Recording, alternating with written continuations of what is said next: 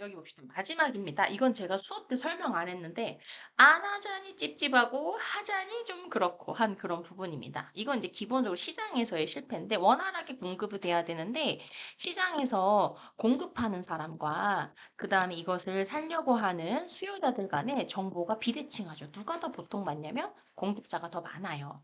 그래서 이런 경우에 정보가 불평등하게 되는 경우가 굉장히 많죠. 그래서 이제 이러한 불평등을 해결하기 위한 방법은 이제 기본적으로 어떤 게 있냐면 가장 대표적으로 여러분들 그 상품 살 때 그 상품평 보시죠. 그런 거랑 똑같아요. 즉, 상품을 파는 사람의 정보가 훨씬 많으니까 구매자들이 후기를 남겨서 상품평을 통해서 비슷하게 해줘요. 더 나아가 이렇게도 될 수도 있어요. 그 상품에 대한 후기에 대해서. 그래서 이런 걸 통해서 조정을 하는 게 현재 우리 사회에서 발생하는 이러한 비대칭성의 해소라고 보시면 좋을 것 같아요. 근데 이제 여기서 관련 있는 게 두 가지 역선택이라는 개념과 도덕적 해이라는 개념이 있는데요. 지금 이 부분은 제가 좀 설명을 드려야 될 것 같아요. 좀 어려울 수도 있는데요. 어렵지 않게 설명을 해볼게요. 이 중고차 시장이라는 건 결국 어떤 얘기냐면요. 요거는 이제 그 중소기업에서도 인재를 뽑을 때 되게 많이 나오는 것 중에 하나고, 참고로 숭실대 경영경제계열에서 되게 많이 나오는 단골 문제 중에 하나입니다. 쉽게 말하면 이런 거예요. 중소기업이요. 여기로 해야지. 그러니까 중소기업이 필요로 하는 수요자, 중소기업이 사람을 뽑고 싶어 해요. 그래서 여기까지 지원자들이 와요. 지원자들이 오는데 정보는 누가 더 많죠? 지원자가 더 많죠. 그러니까 이제 여기서 얘네는 능력이 되게 뛰어난 애들이 있고 중간인 애들이 있고 좀 없는 사람들이 있을 겁니다.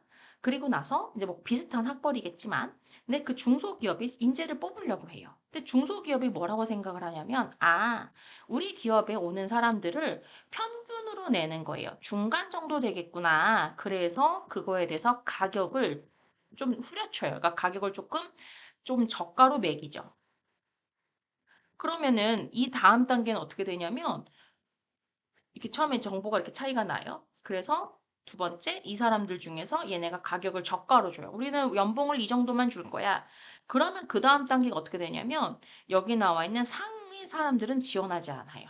그쵸? 뭐하러 가, 그치? 그리고 중간 사람들은 조금씩 줄긴 시작해요. 이 가격의 이하에 있는 사람들이 여기에 지원을 하게 되는 거죠.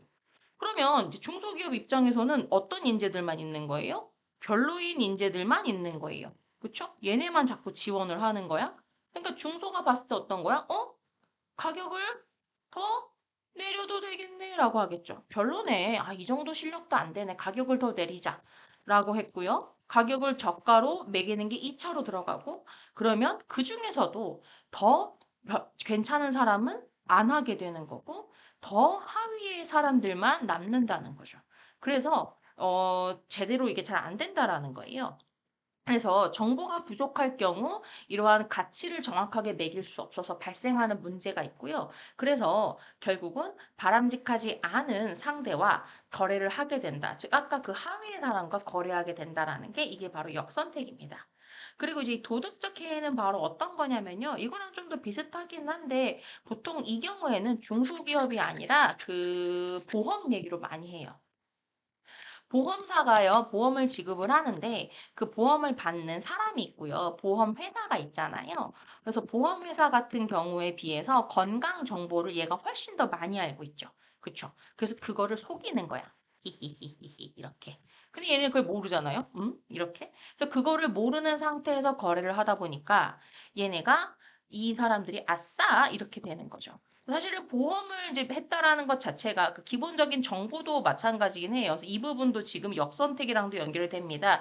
결국 그 보험에 가입하는 사람들은 그만큼 그 정보나 그런 더 건강하지 않은 사람들이 가입을 한다라는 건 거고요. 그래서 이러한 악순환이 된다라는 거고요. 근데 도덕적 해이 부분은 어떤 거냐면 보험에 가입하고 유후 하고 놀러 다니는 거예요. 즉 사고 방지를 위해서 조심하거나 최선을 다하지 않는 것. 그 결과 이제 사고가 더 발생하는 의무에 최선을 다하지 않는 거죠. 대충 하는 거죠. 해이라는 건 보통 뭐냐면 도덕적이거나 윤리적으로 그러한 부분이 떨어지는 걸 말하거든요. 그 역할을 충실하게 안 하는 걸 말을 해요. 그래서 도덕적 해이라는 말을 쓰는데 그때 많이 나와요. 그래서 얘는 요 사례들로 되게 많이 나옵니다. 그래서 이 해결책은 다 있죠. 그래서 어떻게 해요? 아까 제가 그 뭐지? 중고차 말고 중소기업 같은 경우는 뭐를 갖고 오게 하죠? 그 자격증 같은 걸 갖고 오죠. 그리고 또 뭐가 있어요? 이력서 같은 것들을 가지고 이러한 각종 어떠한 그런 공적인 그러한 서류나 이런 것들을 마련을 해주죠. 그리고 두 번째는 어떤 거냐면 이러한 정부 이런 것들 있잖아요. 여기도 마찬가지예요. 얘 같은 경우도 건강보험 증명서라든지 이 사람의 그런 어떠한 그 의료보험이나 이런 것들에 대해서 의료보험 사용이라든지 이런 내역에 대해서 얘네가 조사하거나 검토할 수 있어요. 사고 기록이나 이런 것들. 그래서 그러한 포인트는 이게 얘는 이제 정부기관에서 이러한 정확한 경제 또는 정확한 정보를 얻게 하기 위해서 이런 부분들에 대한 어떤 공적인 제도를 준다든지 아니면 각종 경제 정보를 주는 그런 부분이 있습니다. 이 정도면 되실 것 같고 뒤에 있는 문제들 보시면서 접근해 보시면 좋을 것 같습니다. 많이 나오는 주제 중에 하나니 또 한번 보시면 좋을 것 같아요. 수고하셨어요.